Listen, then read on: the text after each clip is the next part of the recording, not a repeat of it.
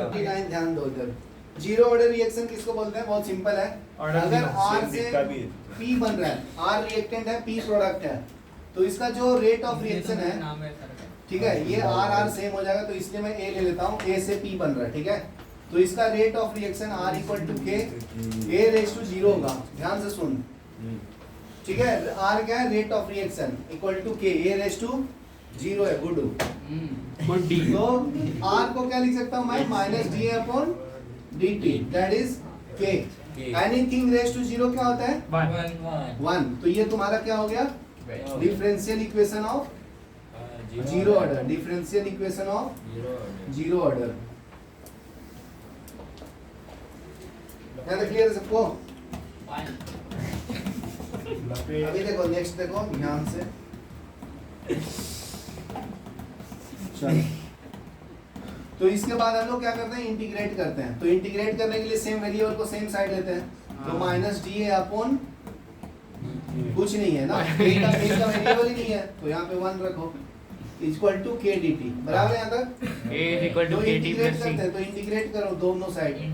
जब टाइम का वैल्यू 0 होता है तो इसका वैल्यू क्या होगा? ए नॉट, इनिशियल कंसंट्रेशन। जब टाइम टी होगा तो कंसंट्रेशन क्या होता है? टी। तो देखो इंटीग्रेशन पढ़ा है तुम लोग, a naught minus minus D A रहेगा तो सिर्फ आंसर क्या आएगा? a naught माइनस ए ना, is equal to kt। और ये हो जाएगा a naught से at। और यहाँ पे क्या आएगा? के टी। बराबर है? हाँ तो a naught minus माइनस को at। बाहर रखता हूँ अभी, ये हो जाएगा तुम्हारा 80 minus a naught equal to k t. बराबर है? तो माइनस को अंदर मल्टीप्लाई कर लो, तो ए नॉट माइनस 80 हो जाएगा इक्वल टू के टी। बराबर है ना? तो यहाँ से के का वैल्यू क्या मिला तुम्हें? ए नॉट माइनस 80 अपॉन टी ना, टी। तो ये तुम्हारा इक्वेशन प्रूफ कर दिया हूँ मैं, किसका? इंटीग्रेटेड रेट लॉ का। और क्या है ये? जीरो ऑर्डर का इंटीग्रेटेड जीरो रेट लॉ वो जीरो ऑर्डर, ठीक है। तो देखो स्टार्ट याद रखना, ए नॉट माइनस 80 अपॉन टी होता है। तो इसका अगर मैं यूनिट पूछूं के का, तो यूनिट क्या होगा? मोलरिटी पर सेकंड। ए का यूनिट क्या होगा? मोलरिटी, और टाइम का यूनिट सेकंड, और मोलरिटी का यूनिट दूसरा क्या होता है? मोल पर लीटर इनटू सेकंड ना। चलो तो ये लिख लो, ये के का यूनिट हो गया। फिर मैं हाफ लाइफ बताता हूँ।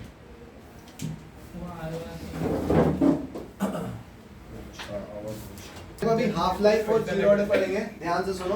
तो ये फॉर्मूला याद रखना, फॉर्मूला क्या मिला? K equal to a naught minus 80 upon टी। ये तुम्हारा क्या हो गया? Integrated rate law of zero order. तो याद रखना, बहुत इंपॉर्टेंट है। तो अभी देखो, इसके बाद हाफ लाइफ पढ़ेंगे, ठीक है? Half life of zero order.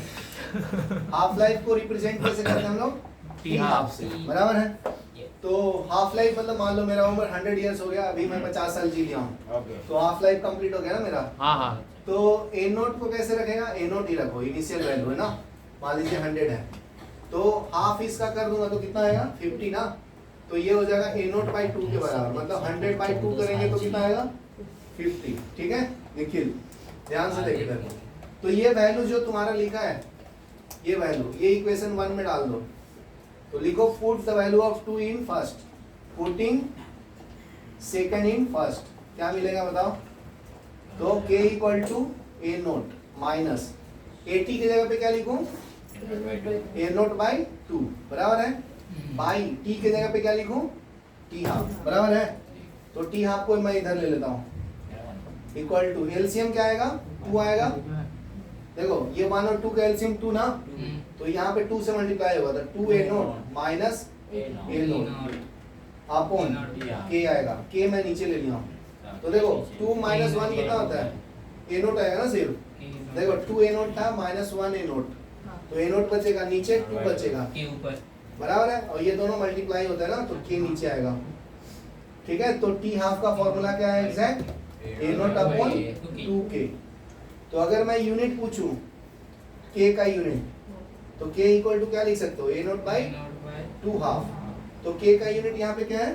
देखो मोलरिटी पर सेकंड, तो m बाई s आया, तो यहाँ से भी सेम यूनिट आता है, यहाँ से भी सेम यूनिट आता है। ठीक है, ये 2 का वैल्यू नहीं होता है ना, कुछ कांस्टेंट इक्वेशन नहीं होता उसका।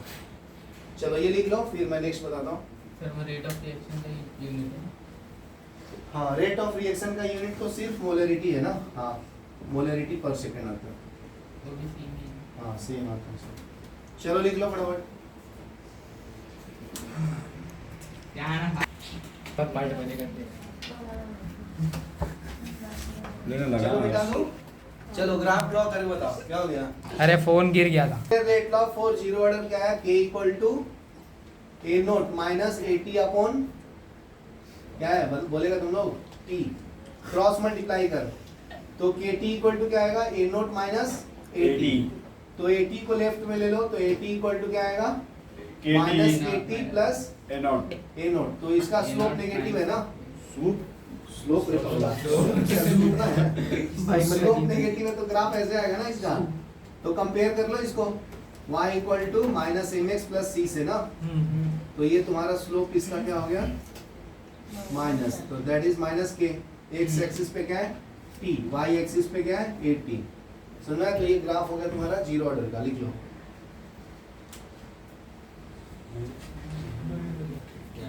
यार कुछ नहीं किया। कर देता हूँ इस रिएक्शन को। Example for first order zero order reaction क्या है, तो डिकम्पोजिशन एमोनिया है 2NH3 जब डिकम्पोज होगा किसमें, नाइट्रोजन गैस में और हाइड्रोजन गैस में, ठीक है। तो देखो ये मेटल सरफेस के ऊपर होता है, किसके ऊपर होता है, मेटल के सरफेस के ऊपर, तो जिसके इसके ऊपर जितना अटैच होगा ना उतना ही रिएक्शन होगा। प्लेटिनम का मेटल प्लेट है, ठीक है। Small compared to ammonia large number of ammonium molecules tends to remains as do not react, so इसमें जितने अमोनिया है ना मोस्टली वो थोड़ा सा ही नाइट्रोजन और हाइड्रोजन देगा, तो इसलिए इंडिपेंडेंट ऑफ कॉन्सेंट्रेशन ऑफ ए होता है। तो R इक्वल टू देखो सिर्फ के आता है ना, हाँ ए के कॉन्सेंट्रेशन का पावर कितना होता है, जीरो, तो ये मिलाकर 1 होता है ना, तो R इक्वल टू के। तो जीरो ऑर्डर रिएक्शन में it is independent of initial concentration होता है, हाँ independent of initial concentration initial concentration, ठीक है। तो ये तुम्हारा ज्यादा रिएक्ट नहीं हो पाता। नेक्स्ट रिएक्शन देखो, तो ये फर्स्ट एक एग्जांपल रखना याद कि जीरो ऑर्डर का रिएक्शन का एग्जांपल कौन सा है, जब अमोनिया डिसोसिएट होता है नाइट्रोजन और हाइड्रोजन में। नेक्स्ट है देखो N2O, जब ये प्रेजेंस ऑफ प्लेटिनम के में डिसोसिएट होता है तो 2N2 प्लस O2 मिलता है, ठीक है, जब ये 2 मोल्स डिसोसिएट होता है तो। चलो ये लिख लो, फिर मैं बताता हूँ सूडो फर्स्ट ऑर्डर रिएक्शन। ठीक है, पेज नंबर 130। तो देखो 130 पे सूडो फर्स्ट ऑर्डर रिएक्शन बहुत सिंपल है, मतलब ये देखने में सेकंड ऑर्डर रहेगा लेकिन होता है एक्चुअली फर्स्ट ऑर्डर है, ठीक है। तो इसलिए इसका नाम दिया है pseudo first order reaction, pseudo first order reaction, ठीक है। ध्यान से सुनना, देखने में कैसे लगेगा सेकंड ऑर्डर होता है लेकिन एक्चुअली में फर्स्ट ऑर्डर। तो एग्जांपल देखो CH3 C double bond O OCH3, ठीक है, in presence of water H2O it forms CH3 carboxylic acid plus alcohol CH3OH। तो देखो ऑर्गेनिक केमिस्ट्री तुम लोग पढ़ा है, तो उसके लिए मैं थोड़ा एक्सप्लेन कर देता हूँ। ये ऑक्सीजन के लास्ट ऑर्बिट में कितने इलेक्ट्रॉन्स होते हैं, 6 होता है, और कार्बन के लास्ट ऑर्बिट में 4, तो ये बनेगा माइनस, ये क्या बनेगा प्लस, और जो पानी है वो तुम्हारा H प्लस और OH माइनस में डिसोसिएट होता है, बराबर है। तो ध्यान से सुन, ये कार्बोक्सिलिक एसिड का, तो ये OH माइनस देखो ये प्लस के पास जाएगा और ये प्लस माइनस के पास जाएगा।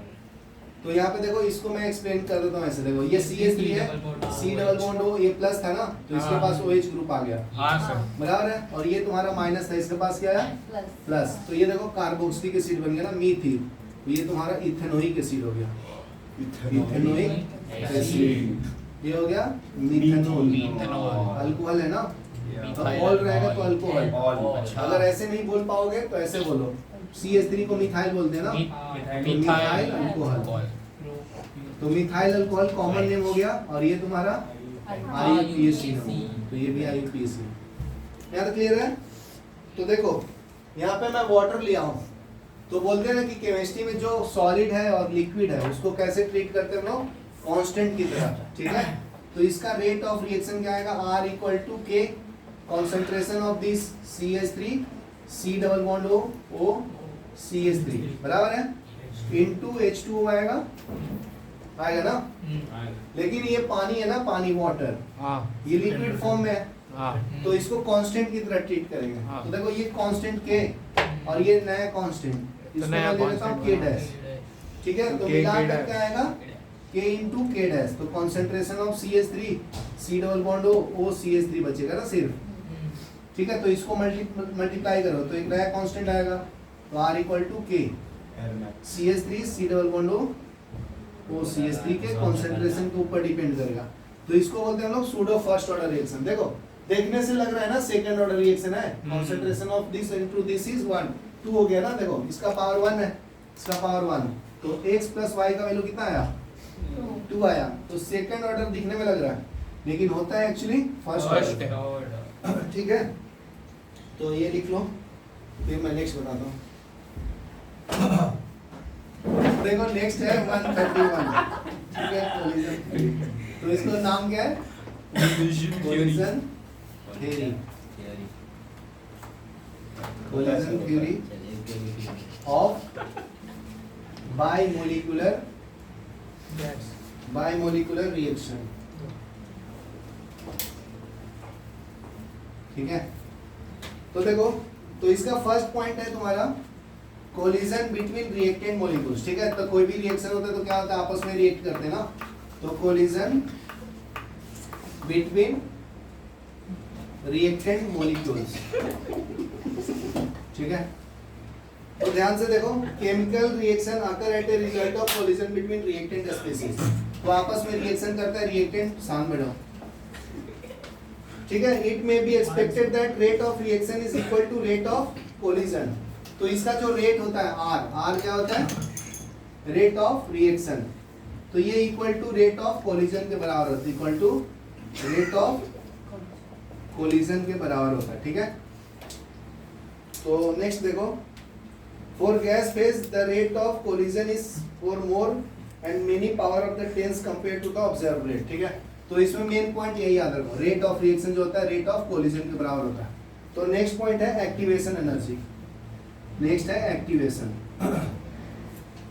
तो ध्यान से देखो, for the reaction to occur the colliding reactant molecule must possess the minimum kinetic energy, the minimum kinetic energy is the energy of activation, ठीक है। तो ये इक्वल टू एक्टिवेशन एनर्जी के बराबर होता है। तो देखो इसका जो काइनेटिक एनर्जी है, काइनेटिक एनर्जी, वो जब आपस में कोलाइड होता है तो वो इक्वल टू एक्टिवेशन एनर्जी के बराबर होना चाहिए, एक्टिवेशन एनर्जी, ठीक है। तो इसका ग्राफ तुम्हें आगे बताऊंगा मैं, ये ऐसे होता है। देखो रिएक्टेंट रहेगा तो उसका एनर्जी ज्यादा होता है, देखो तुम्हारा A प्लस बी है, जब प्रोडक्ट बन जाता है तो C प्लस डी, तो देखो इसका एनर्जी कम हो गया ना, यशपाल ध्यान दें। जी सर जी। तो ये जो गैप है उसको बोलते हैं हम लोग एक्टिवेशन एनर्जी, ये से रिप्रेजेंट करते हैं, ठीक है। तो ये वाला बैरियर जब पार करेगा रिएक्टेंट तभी प्रोडक्ट फॉर्म होता है, अच्छा, ठीक है। इसी को अरेनियस इक्वेशन ने बताया था, ठीक है। तो नेक्स्ट टॉपिक देखो अभी इसमें आता है orientation of reactant molecules, orientation of reactant molecule, reactant molecule, ठीक है। तो required for successful collision describe the sufficient for reaction involving reactant molecule. तो देखो इसका रिएक्शन कैसे होगा, देख लो, ये A है रिएक्टेंट, ये और C भी आपस में कंबाइन है, ठीक है। तो ये इसके साथ स्ट्राइक हो रहा होगा, तो इंटरमीडिएट फॉर्म जो बनेगा वो A और B बनेगा और C को रिप्लेस कर देगा, यहाँ से C को रिप्लेस कर दिया A ने, ठीक है। तो ध्यान से देखो, इसको अगर तुम्हें डायग्राम के फॉर्म में दिखाऊं तो ऐसे देखो, इसका फर्स्ट स्टेप कैसे आएगा, शांत बैठ। देखो A क्या है, ये तुम्हारा मॉलिक्यूल्स है सर्कल के फॉर्म में, C क्या है, बड़ा मॉलिक्यूल्स है, और ये इसके साथ छोटा एटम अटैच है B, ठीक है। तो C को A रिप्लेस कर देगा, तो तुम्हारा डायग्राम कैसे मिलेगा फिर, A और B अटैच, C बाहर, ठीक है। तो इसको रिप्लेस कर दो,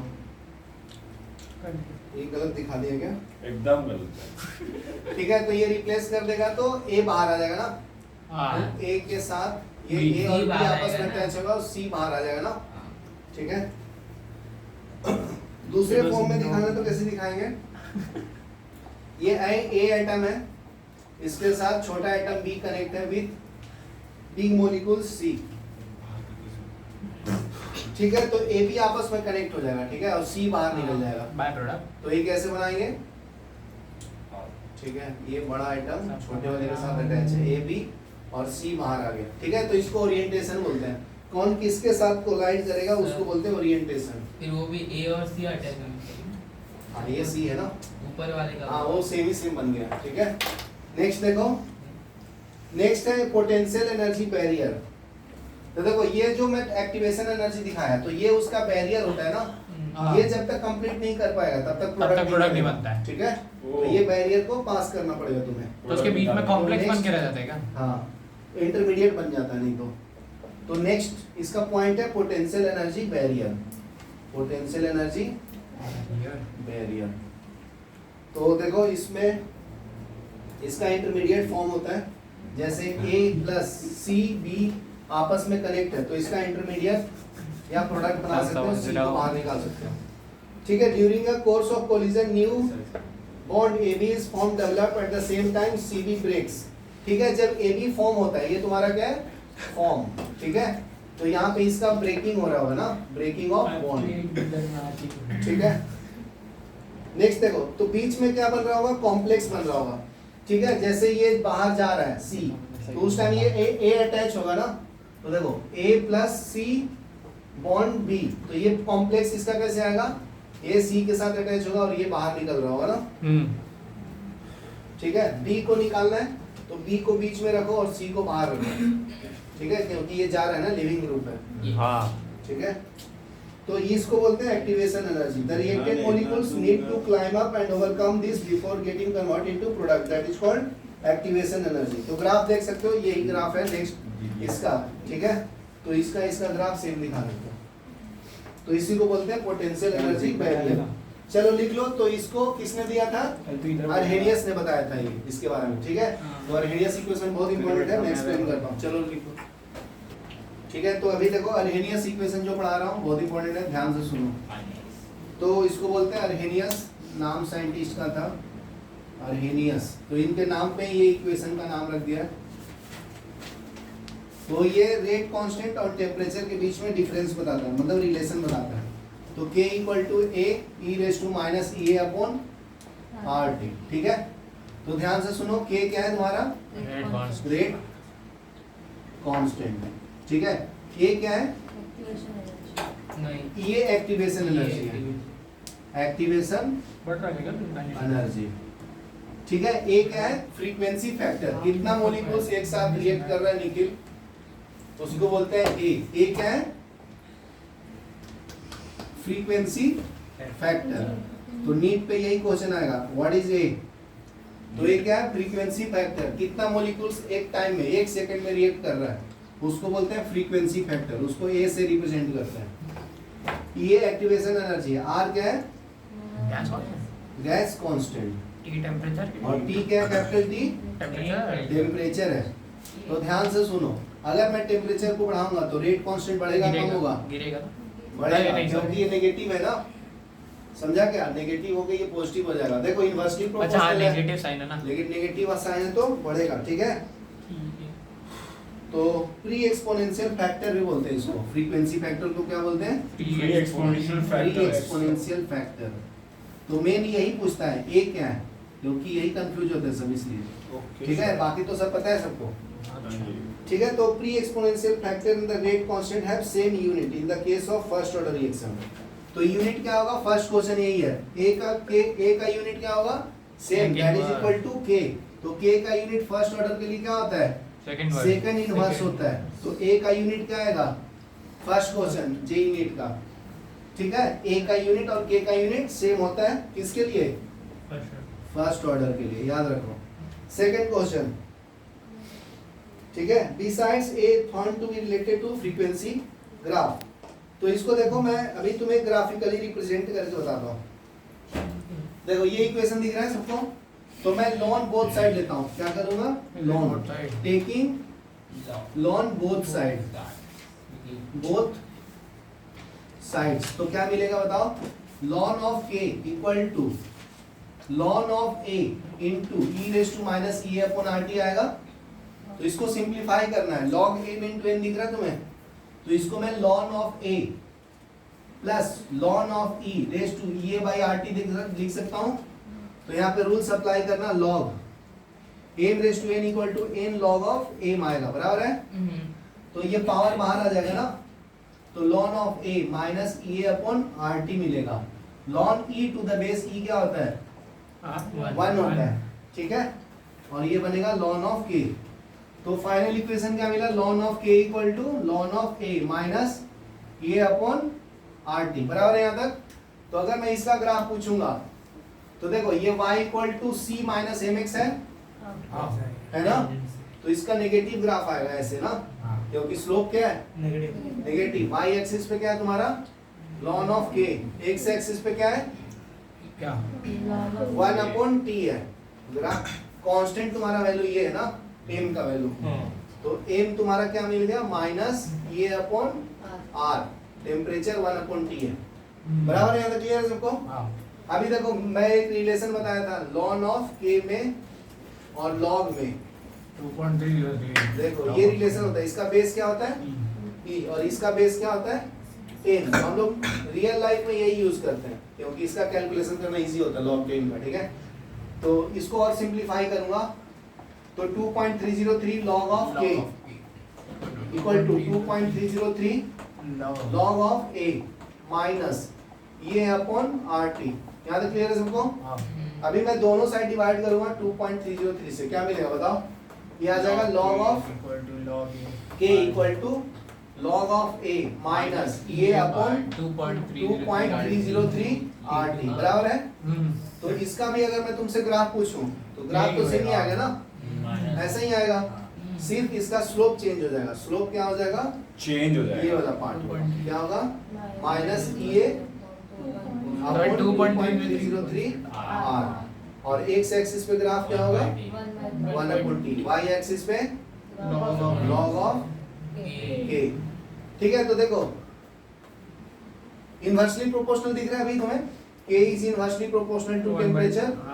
जब टेम्परेचर बढ़ाऊंगा और नेगेटिव साइन है ना, नेगेटिव साइन, तो k क्या होगा, बढ़ेगा। ध्यान से सुन, यही क्वेश्चन है भाई, टेम्परेचर बढ़ाऊंगा तो k क्या होगा, लगता है ना कि कम होगा, इनवर्सली प्रोपोर्शनल है, लेकिन यहाँ पे नेगेटिव साइन है तो बढ़ेगा दोनों, याद रखना, इंपॉर्टेंट है बहुत, ठीक है। अभी देखो दूसरा क्वेश्चन क्या पूछेगा, अगर मैं दे दूं कि रेट कांस्टेंट T1 है, K1 है, तो टेम्परेचर उस टाइम क्या है T1। नेक्स्ट क्वेश्चन, ठीक है, ये फर्स्ट क्वेश्चन। सेकंड देखो, अगर मैं K2 डाल दूं तो टेम्परेचर क्या होगा T2। तो ये दोनों वैल्यू इसमें डालूंगा तो क्या रेशियो मिलेगा, निकालने का क्या दोनों के बीच? हाँ दोनों के बीच में रिलेशन निकालना है, करके दिखाओगे, ट्राई करो, अब तब तक ये लिख लो, ठीक है। तो देखो फर्स्ट केस में क्या डालना है, K1 और टेम्परेचर T1 डालना है, तो इस इक्वेशन में डालने का तो क्या आएगा, log of K1 equal to log of A minus E upon 2.303 R T1, बराबर है। यहाँ तक समझा क्या, हाँ हाँ बस अभी सेकंड इक्वेशन में यहाँ पे K2 डालो, यहाँ पे T2 डालो, बाकी सेम लिखो। तो log of K2 equal to log of A minus E upon 2.303 R into T2। यहाँ तक क्लियर बस यही करना था। हो गया ना। अभी रिलेशन निकालना दोनों के बीच में, तो डिवाइड कर दो। तो रिलेशन निकालना है तो मैं माइनस कर देता हूँ, अच्छा कर ठीक है। तो ये वाला देखो, ये प्लस है और ये क्या हो गया माइनस, तो ये दोनों कैंसिल हो जाएगा। तो क्या मिला, log of K1 by K2 minus log of K2 log का इक्वल प्रॉपर्टी टू, ये वाला प्लस वाला मैं इधर लिख लेता हूँ, 2.303 R T2 को इधर लिख लिया, ठीक है, ये प्लस हो गया ना, T2 minus T1 और ये माइनस वाला पार्ट इधर लिख लेता हूँ, तो ये माइनस ये अपॉन 2.303 R T1। यहाँ तक क्लियर है सबको। देखो ये दोनों में क्या कॉमन है, E ये by वाला part T3 common R। है ना, तो इसको कॉमन बाहर ले लो, ये अपॉन 2.303 R, डेल्टा यहाँ पे T 1 upon T2 minus 1 upon T1 बचेगा, बराबर है। हाँ और log of K1 by K2 K2 तो log of K1 by K2 K2, तो ये पूरा रिलेशन तुम्हारा अभी दो फिर के बीच में आएगा। K1 by याद K2 के रखना लिए बहुत E important to है। the power log होगा। of K1 by K2 equal to E upon 2.303 K upon 1 upon 2 R into 1 upon MCC T2 minus 1 upon T1, तो ये याद रखना है Arrhenius equation relation between two rate constant and two temperature. Okay इसको और अगर simplify करना तो ऐसे कर सकते हो, e to the power e ले लेता हूँ क्यों करना है? k1 by k2 2.303 r मैं 1 t2 मैंने t1 minus अच्छा t2 divided by Bhuvan t2 equal to log of k1 by K2 k2। तो k1 k2 क्या है? Rate constant at temperature t1 और rate constant at temperature t2, याद रखना important है। चलो लिख लो, बहुत इंपॉर्टेंट था ये। Thank you so much. अभी न्यूमेरिकल सॉल्व करेंगे इसके ऊपर। बंद करो। कुछ नहीं किया चालू चलो क्या सब क्या मांगे मैडम